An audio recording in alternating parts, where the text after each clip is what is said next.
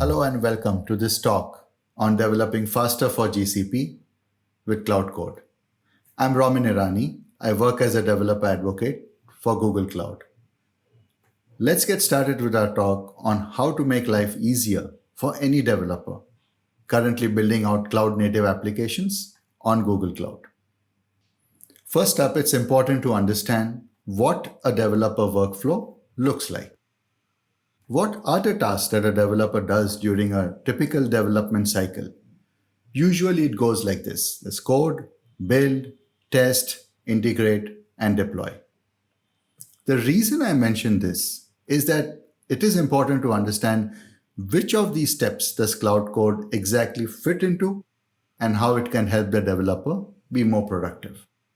So let's visualize this in more detail with what we call the inner and outer development loops.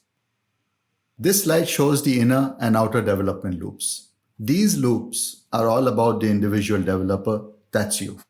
It really represents your day-to-day work.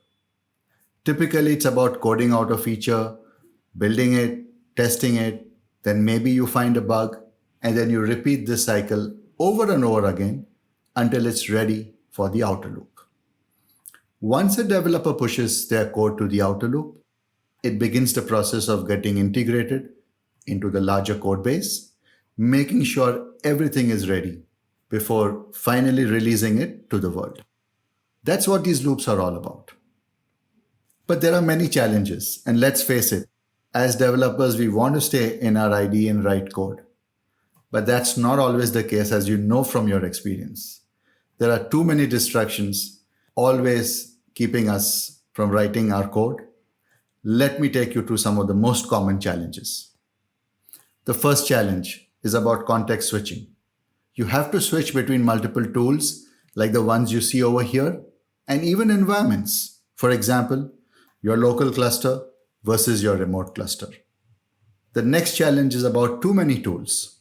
For example, you may use Minikube to run Kubernetes locally, Helm to define Kubernetes infra with programmatic charts, Jib for easily containerizing Java applications, Scaffold pipelines to build, push, and deploy apps, Docker to run containers locally, kubectl, a set of client interface commands for Kubernetes. So as you can see, there are so many tools that developers need to learn about. And last but not the least, frameworks like Kubernetes are not easy. This is a really complex environment.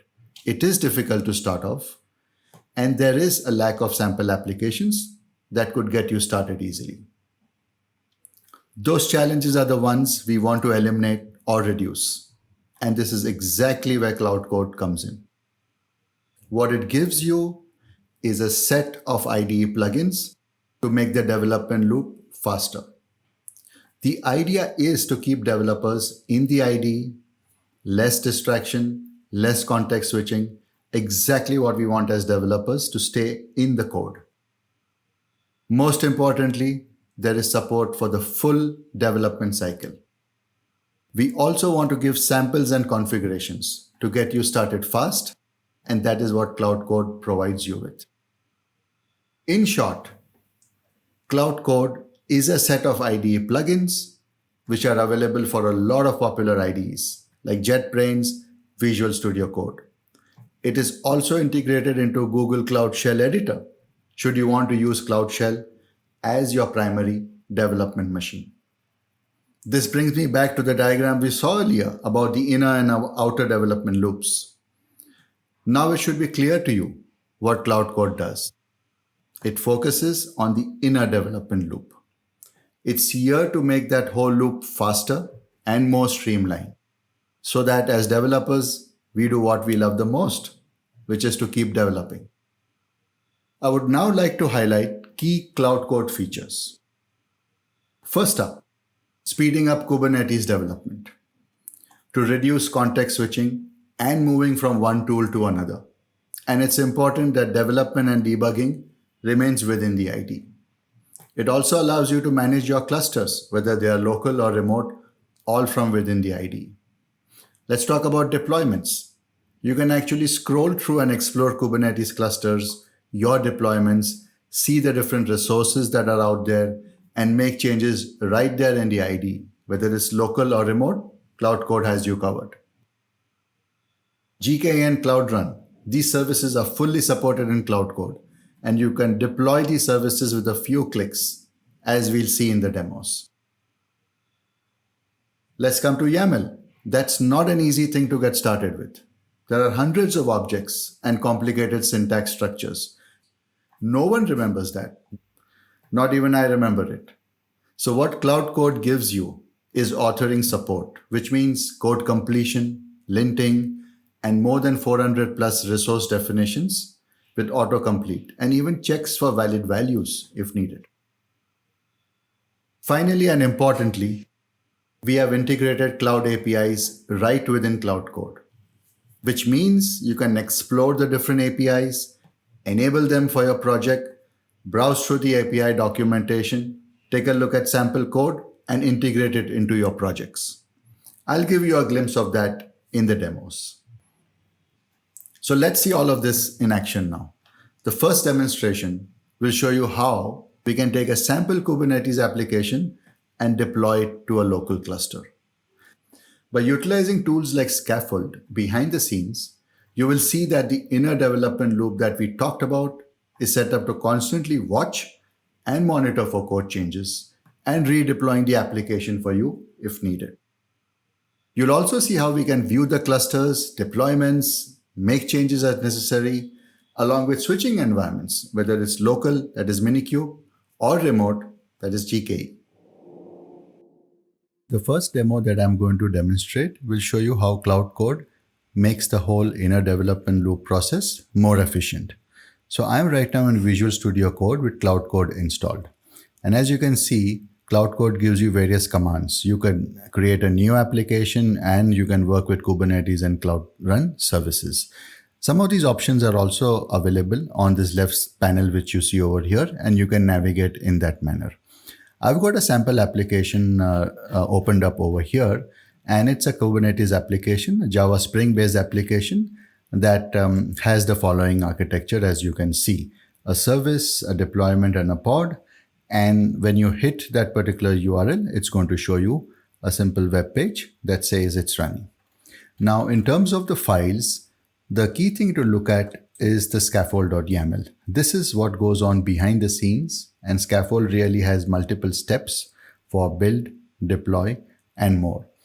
So if you look at the scaffold YAML, you will see that there are different steps. As I mentioned, there's a build step, there is a deploy step. At each step, you can determine what other parameters you want to provide. So for example, the build one has got that we'll be using the Jib tool to compile and build our Java application as a container image. Similarly, the deploy step mentions which particular folder it can look for the YAML files. They can also define multiple profiles if you want to. Now, what we are going to do is, I'm going to go to the Cloud Code Kubernetes option, which you see over here, and I'm going to try and run this application. But before that, let me quickly show to you that in clusters, I've got two clusters over here. One is the Minikube local cluster that I've started, and the other one is a cluster in GKE. You can switch at any particular point in time from one cluster to another via the Set as Active Cluster option that you see over here. To run this application now locally on Minikube, what I'm going to do is simply click on the Run button that you see over here. When you do that, it asks you to select a launch configuration. I'll go with the default for now, but you can create your own launch configurations also. I'm going to click on Run. What this does is that it kicks off the entire process, where it will set up the connectivity to Minikube. It will also then begin with all the steps around building the container image, deploying it, setting up port forwarding, and much more. So as you can see, the Scaffold tool is powering this thing behind the scenes. So as you can see now here, we are gone through multiple steps. We are at build containers, and now it's also deploying the pod and the whole thing to the cluster. It's also set up now the port forwarding, and it's streaming the application logs. So as you can see, it's got a URL that is opened up for us over here. And if I click on that, it shows me that the application is running and everything is fine. What I'm going to do is just go back to Cloud IDE for now, and I'll also show you that you can actually inspect all the resources in the cluster. So in this Minikube cluster, you can see that we've got one deployment, as you can see, and we've got that one single pod that is there in this application. For any of these resources, you can also get more details. So for example, for a deployment, we can view the logs if you want, and those show up over here. So it's either deployment logs or even pod logs. You can take a look at those. You can also see that, for example, the desired replicas is set as 1. We can edit it directly over here. So I'm going to go and click this and make it, let's say, 3. And click on enter. What happens now is the additional pods are getting launched, and you can see all 3 of them are running now. So it's as simple as, sort of editing it over here and seeing those changes take effect. For the pods, again, you can get the logs. You can even get a terminal if you want and inspect the files if you want to. So that's another great feature that's available right within the IDE itself. Now, the next thing I'm going to do is that while all of this is running, I am going to go and make some code changes. So I'm going to go to the Java file, and that text where it says it's running, I'm just going to go and make a small change here and change it to local it's running, and I'm going to save this file. When I do that, let's see the output. The change has happened, and it's beginning this whole process now of kicking off the building, the deploying. Then we can go to that particular URL, and we will be able to see that the change has happened. Next thing I want to show you is how easy it is to work with YAML in Cloud Code. So for example, in this same project, we've got our different Kubernetes manifest files here. So what I'll do is I'll go ahead and create a new file, and let's create our sample YAML out here. So for example, as I type in, it shows me different options, and it has support for hundreds of resource definitions. So for example, if I take deployment, it helps me fill this out. Let's say we do my app, then the next one is an image and even a port. Even if you make some mistakes, for example, the port, which is a value, if I put some wrong value, as you can see, and hover over it, it tells you that it was expecting an integer. This shows you how easy it is to work with YAML with Cloud Code extension. In the second part, what I'm going to show you is how you can do debugging in the local environment.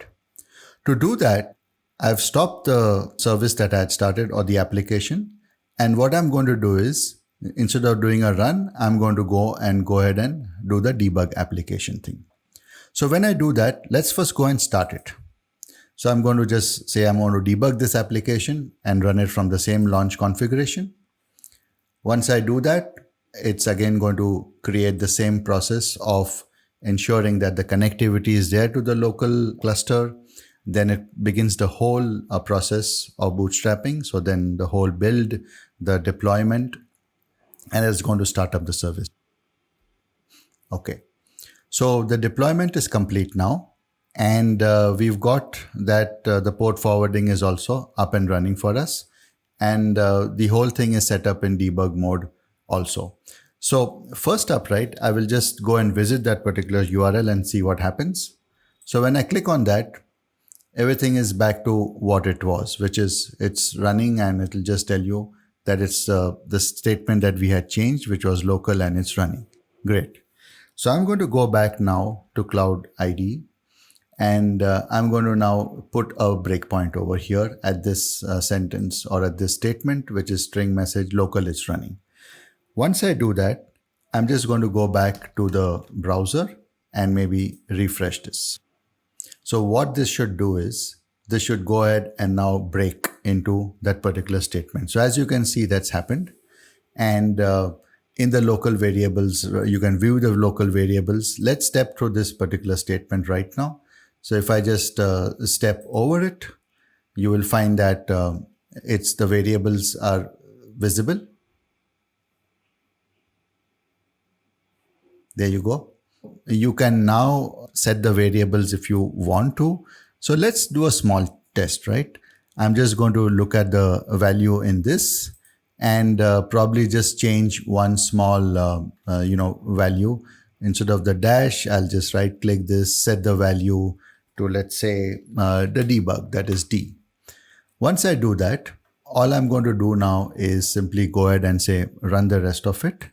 So this will go and just run the application. And if I go back to the browser, you will see that it took the change. So this is how easily you can do debugging within the Cloud IDE itself.